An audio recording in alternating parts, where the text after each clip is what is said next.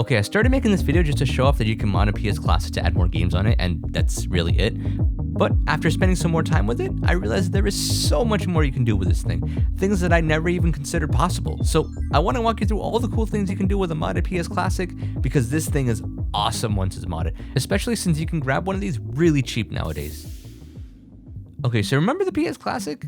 It sucked. Mainly because when we heard a PS Classic was being released around the same time Nintendo was coming out with their awesome NES and Super NES classics, the PS Classic seemed kind of lazy. It came with 20 pre-installed games, but the games were kind of lame.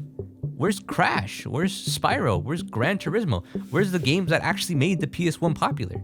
Instead, we got stuff like Mr. Driller and Intelligent Cube. Don't get me wrong, there are some really cool games installed here, but it could have been so much better. Plus, this thing was $100. Okay, well, what if we could fix that? What if we could add literally any PS1 game we wanted to this thing, add more emulation options, and even run things like PSP, Windows, and a bunch of other stuff? Well, now you can. Let me show you how. But first, let me take a moment to celebrate, and to thank everyone that has watched up to this point.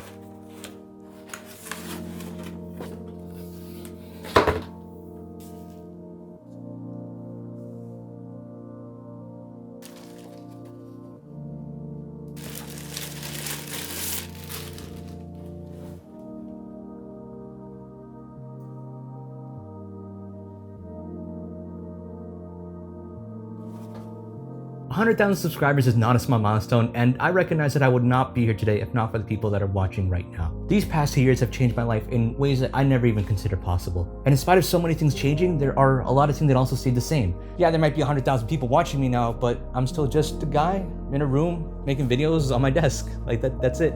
When I first made this channel, I really only made it with the intention of showing off to my friends what kind of projects I was working on when I was still in college, and I would have never considered the thought of me being able to do this on YouTube full-time at some point. Ultimately, the goal for this channel was always for me to be able to make videos that I would be interested in and that I would want to watch. And this award represents 100,000 other people that have the same interests, the same hobbies as me, and I could not be more thankful for that. Thank you all so much for watching and giving me the opportunity to inform and entertain you guys. There are so many other channels on YouTube you could be watching right now, and I'm just thankful that you decided to take your time to watch me instead. So thank you, and here's hoping that 200K gets here a little bit faster, right? Okay, that's all I wanted to say. Thank you, and let's get back to the video now. So I'm gonna be honest, you've been able to mod your PS Classic for quite a while now, but modding this thing has gotten a lot better, and more importantly, a lot easier with the release of Project Eris, which unlocks a whole bunch of other features for the mini console. I'm going to quickly run you through how easy it is to install this thing. It really just takes less than 5 minutes to get this entire thing set up. Okay, first we got to download the mod itself. Now, there's two different mods that people use, Project Eris and AutoBleem. Now, I would be crucified I didn't at least mention AutoBleem, but for our case, Project Eris is just a lot easier to manage. Just click the link in my description or search up Project Eris on Google or whatever, and you should find the complete download here. Download it, extract the files, and you should see 3 folders. Okay, we're gonna need a flash drive. I'm gonna use this low profile Samsung flash drive because it's small and it doesn't stick out when it's plugged into the PS Classic. Plus, it's guaranteed to work. I'll link it in the description right by the like button if you wanna buy it. All right, let's plug it in. We're gonna need to reformat this to a FAT32 file system. Windows can't do that by itself, so we're gonna use a tool called Rufus to format it. Again, link is gonna be in the description. We just select our device, boot selection is set to non-bootable, volume label is just going to be called Sony in all caps. This mod won't work otherwise. File system is going to be large FAT32, and just leave everything else alone and hit start. Okay, it's formatted now. You can just delete all this stuff off the flash drive, don't worry. Now we're going to take our 3 mod folders we downloaded and drag and drop them into the flash drive. Just give them a sec, it's its first day.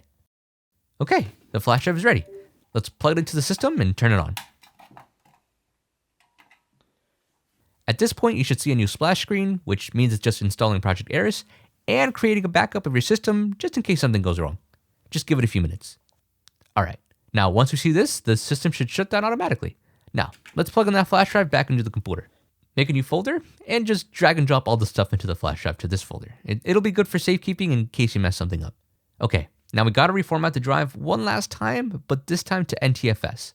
This part is a bit easier. Just right click on the drive, hit format, set it to NTFS, and you're done. Now, drag back all the stuff onto the flash drive, and once it's done, you can finally plug it back into the PS Classic. And check it out. You should see 3 brand new menus on your console. And congrats, your PS Classic is officially modded.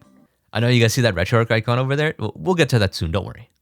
Okay, let's start with the main app, Project Eris. Now, if you just want to have the best PS1 machine ever and keep everything looking stock on your PS Classic, but with just more games, you can just use this. At this point, loading new games should be really easy and simple.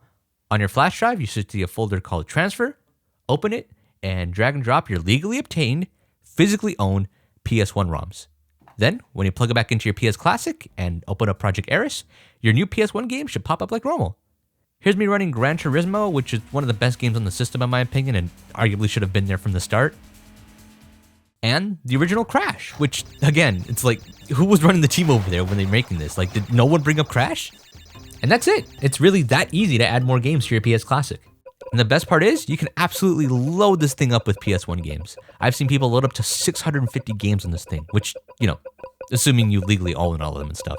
Okay, so we modded our PS Classic and have tons of games on it now. Cool, awesome, but here's the thing. One of the big reasons the PS Classic was criticized was because the emulator they used for it wasn't that great. It ran at 50 Hz instead of 60 Hz, it was super bare bones, it didn't have any options, and worst of all, since the games are a bit older, they used this terrible 2x bilinear filter that just stretched everything up and blurred it, which made it look really bad. Fortunately, that's where Retroarch comes in. Retroarch, for those who aren't familiar, is a front end for a bunch of different emulators. So you can use a better, more robust PS1 emulator that not only runs better, but has a bunch of more features. For example, you can remove this terrible bilinear filter and use enhanced resolution, which will double the resolution of native PS1 games, making them look much better. Check out some comparisons. Not all games are going to be able to run this way though. It's going to be on a game-by-game basis. Just experiment and see what works for you. You can also add CRT shaders to the game if you're into that, since these games really benefit from them since they were designed with them in mind. You can also buy one of these adapters by 8BitDo that lets you pair up any controller you want to use with the PS Classic, and it just works with no need for drivers or installation or anything. Just pair your PS4 or PS5 controller, and off you go. And since this is a completely different emulator, that means you can play dual analog games that weren't originally supported on the PS Classic. For example, Ape Escape is one of those games that straight up cannot be played with the included controllers, but using a modded PS Classic and the 8BitDo adapter, you can suddenly play one of the best games made for the PS1. And yes, this works on PS4 controllers, PS5 controllers, and Xbox controllers too, if you want to be a degenerate, I guess. These things are really cheap. I'll leave it in the description if you want to grab one. Best part is, if you want to just keep the same PS Classic UI, but just use the superior Retroarch emulator, there's an option in Project Eris to have your games automatically boot using Project Eris. Now, right out of the box, Retroarch will only come installed with only one core, PSX Rearmed, which, funny enough, is actually the same emulator that Sony used for the PS Classic, just with no options. However, there is a way to install a bunch of more cores to your console, which will let you play games from a bunch of other systems, so you can play not just PS1 games, but also NES, Super NES, Genesis, Game Boy Advance, and so much more. And before you ask, no, it can't do PS2, it's not that powerful, I'm sorry. It's very simple, there's a link in the description that has a download to all these cores, and it's just simple as just dragging and dropping them into your flash drive. Besides, you're going to need them anyways for the third app, Emulation Station. Now, Emulation Station is a very fancy front end for all of your cores that you just downloaded. So when you want to play a non-PS1 game on your console, you can just come over here. And it'll have a wonderful layout where you can see all your games laid out all nice and pretty. And using a Wi-Fi adapter like this, we could add a bunch of more features to the console. Now, at this point, you're probably going, all right, Jeff, this is cool and all, but I'm running out of USB ports here. I only got 2, and the other one literally has my games on it. So what are we going to do here? Don't worry, I get what you're saying, so check this out.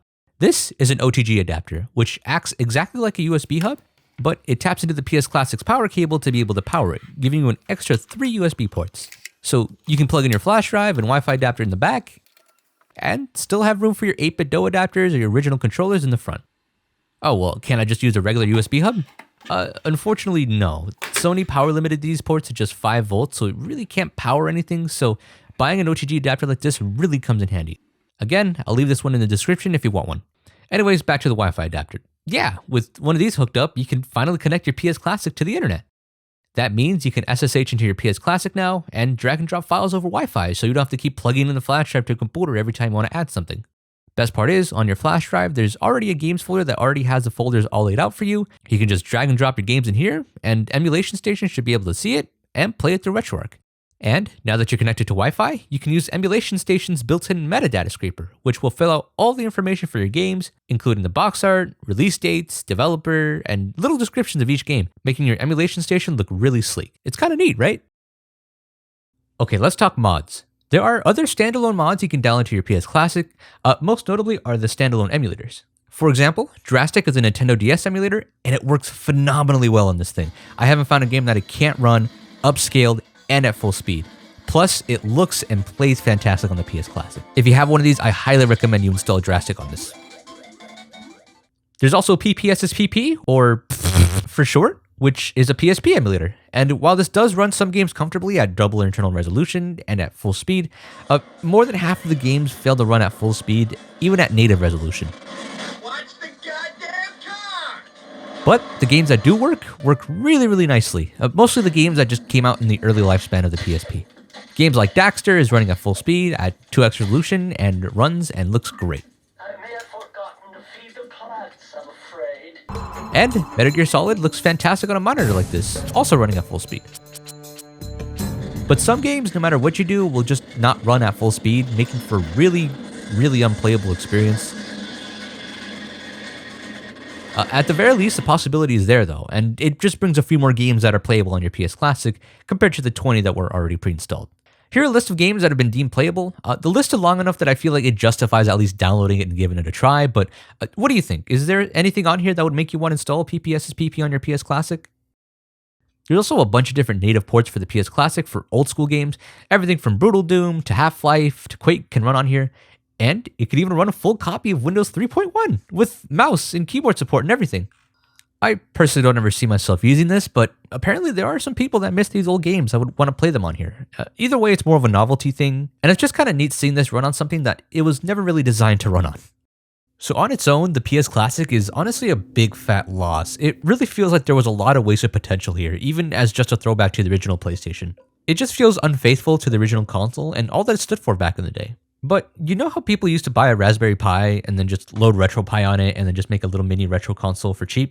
Well, I mean, before the whole chip shortage thing happened. I honestly feel like these mini consoles are going to be the next best way to make one of those mini stations. With just a flash drive, a computer, and 5 minutes of your time, you can turn this thing into a mini retro station that can run all the best PS1 games, NES games, Super NES games, Nintendo DS, Game Boy, and a bunch of other stuff. And it's far cheaper than a Raspberry Pi.